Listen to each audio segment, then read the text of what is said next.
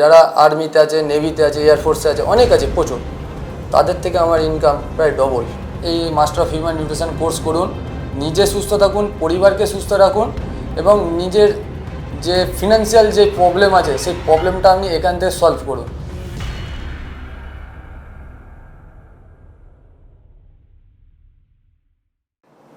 নমস্কার। আমরা অনেক নিউট্রিশনিস্টদের সঙ্গে কথা বলছিলাম। কেন বলুন তো? কারণ জানার চেষ্টা করছিলাম এই নিউট্রিশন এডুকেশন নিয়ে পড়াশুনো করার পরে তারা কেমন করে কেরিয়ার তৈরি করেছে এবং সেই কেরিয়ার তাদেরকে কেমন জীবন দিয়েছে। আজকের দিনে দাঁড়িয়ে যে সমস্ত ছেলেমেয়েরা পড়াশুনো করছেন এবং ভবিষ্যৎ গড়ার চেষ্টা করছেন, বেসিক্যালি পড়াশুনো দু রকমের। একটা পড়াশুনো কি, যেটা কিনা ইনফরমেশন ওরিয়েন্টেড, যেখান থেকে আমরা প্রচুর ইনফরমেশন পাই। আর একটা পড়াশুনো যেটা কিনা স্কিল ওরিয়েন্টেড। এবার পৃথিবীতে মানুষ তাদেরকেই চাইবে বা চায় যারা স্কিল বা যাদের মধ্যে স্কিল আছে। ধরুন একজন কলের মিস্ত্রি, তাকে আমরা প্লাম্বার বলি। একজন ইলেকট্রিশিয়ান, যে কিনা ইলেকট্রিকের কাজ করে, তাদের মধ্যে একটা স্কিল আছে। কিন্তু একজন গ্র্যাজুয়েট পাস, সে কি জানে? সে জানে A for apple, B for ball, কিন্তু সেই পড়াশুনোটা, সেই ইনফরমেশনটা তার কী কাজে লাগবে বাস্তব জীবনে? বাবার হইল আবার জ্বর, সারিবে ঔষধে, এই জিনিসটা আমরা পড়েছি ইতিহাসে। আকাশের রং নীল কেন আমরা ভূগোলে পড়েছি, কিন্তু এই জিনিসটা বাস্তবিক জীবনে কিন্তু আমাদের খুব বেশি কাজে লাগে না। কাজে লাগে কি? এমন একটা স্কিল বা এমন একটা কাজ, যেই কাজটা একটা মানুষের বা একটা সমাজের উপকারের কাজে লাগে। আজকের দিনে দাঁড়িয়ে যেভাবে মানুষ অসুস্থ, যেভাবে মানুষের প্রচণ্ডভাবে রোগে যন্ত্রণায় মানুষ কষ্ট পাচ্ছে, ওষুধ খাচ্ছে, ডাক্তারের কাছে যাচ্ছে, তাতেও সুস্থ হতে পারছে না। সেই কারণে নিউট্রিশন এডুকেশান আজকে কিন্তু ফিওনা একাডেমির মধ্যে দিয়ে মানুষকে কিন্তু পথ দেখাচ্ছে।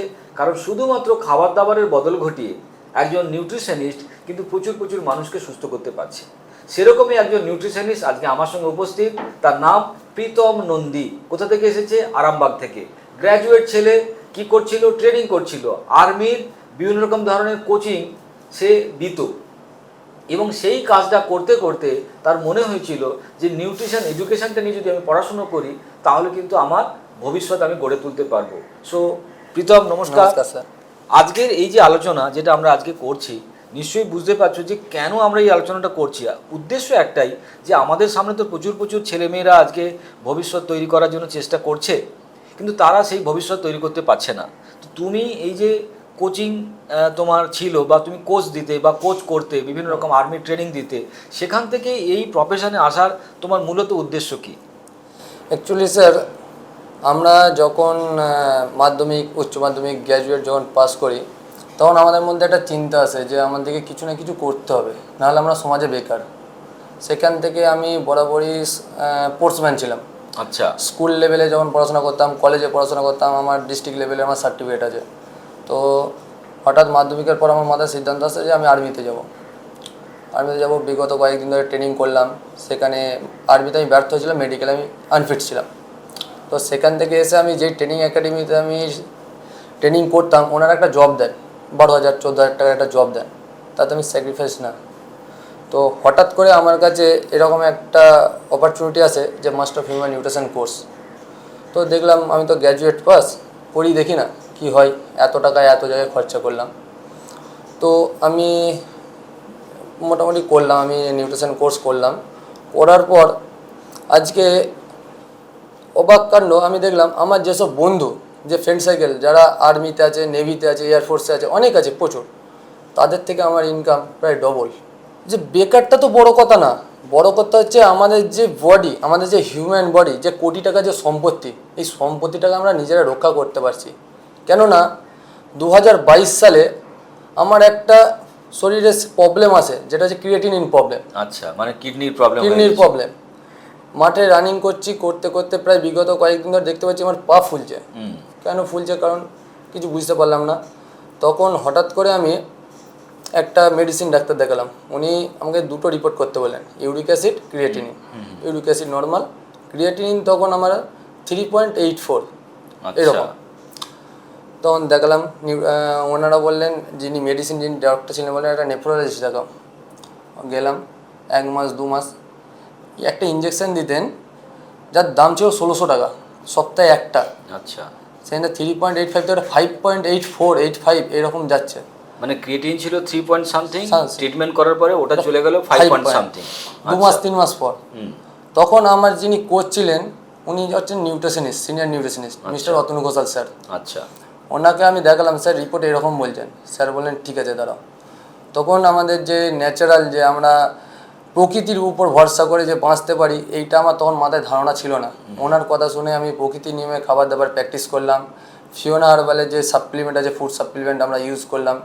ইউজ করতে করতে দেখলাম আস্তে আস্তে কমতে থাকছে। তখন আমার ফ্যামিলি থেকে বললেন, না দরকার নেই আর তোকে আর্মির লাইনে যাওয়ার, মেডিকেলে কেটে দিচ্ছে যখন, তুই স্যারের হাত ধর। বাহ। তখন আমি নিউট্রিশন কোর্স। দর্শক বন্ধুরা একটা জিনিস বুঝতে পেরেছেন, প্রীতম যেটা বললো যে ওর বেসিক্যালি কিডনি রিলেটেড প্রবলেম ধরা পড়ে এবং তার জন্য ট্রিটমেন্ট করে, এবং ট্রিটমেন্ট করতে গিয়ে দেখলো ওর ক্রিয়েটিনিন বেড়ে যাচ্ছে। সেখানে ট্রিটমেন্ট করলে যদি কমে, কিন্তু ট্রিটমেন্ট করে ওর কমছিল না। কোথায় গিয়ে কমলো? অতনু ঘোষাল, আমরা অতনু ঘোষালের কিন্তু ফিডব্যাক ভিডিও নিয়েছি। অতনু ঘোষালও কিন্তু একজন নিউট্রিশনিস্ট ফিওনা একাডেমি থেকে। অতনু ঘোষাল ওকে সাজেস্ট করে এবং কী ধরনের খাবার খাবে, কীভাবে লাইফস্টাইল মেনটেন করবে, সেটা করে আজকে কিন্তু ও সুস্থ। সো সত্যি অতনুকে ধন্যবাদ, এবং তার মাধ্যমে আমরা তোমাকে পেয়েছি। তো এই যে তুমি নিউট্রিশনিস্ট হলে এবং তুমি নিজে সুস্থ হলে, সুস্থ হওয়ার পরে এই যে তুমি এই পরিষেবাটা তোমার এরিয়াতে দিচ্ছ, আরামবাগ, খানাকুল, এই সমস্ত যে এরিয়ায় তুমি দিচ্ছ, তো সেখানে যদি কোনো অভিজ্ঞতা দর্শকদের সঙ্গে শেয়ার করো তুমি।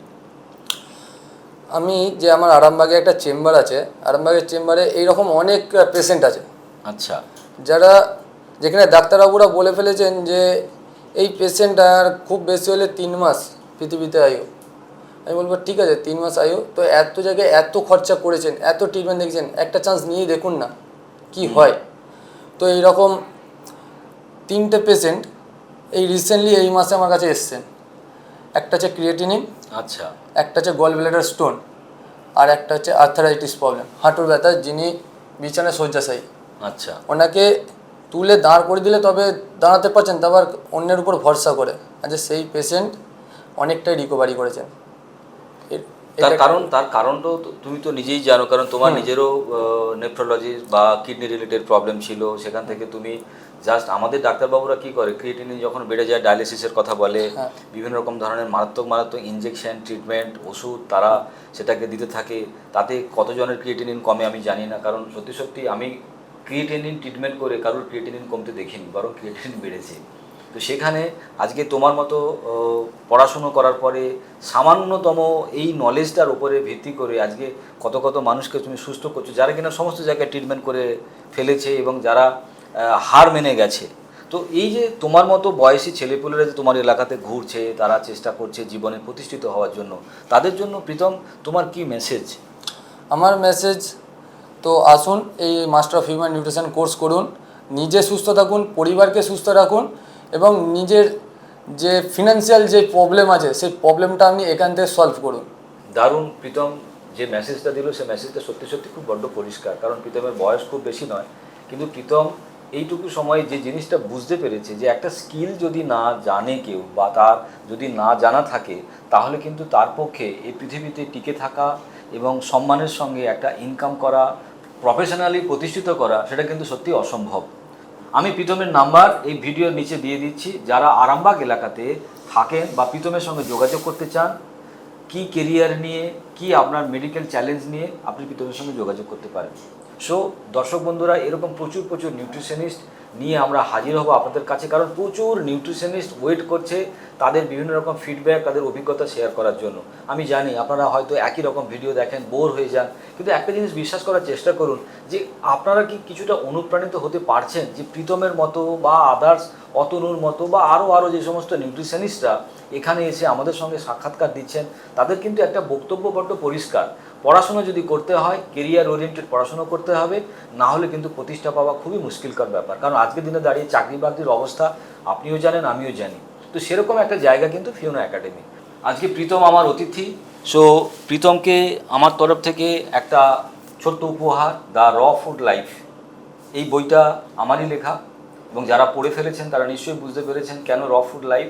সো এই বইটা আমি প্রীতমকে দিতে চাই। সো আজকে আমরা এই ভিডিও এখানেই শেষ করছি। এরপরে আমরা প্রচুর নিউট্রিশনিস্টকে নিয়ে আপনার সামনে উপস্থিত হব। নমস্কার।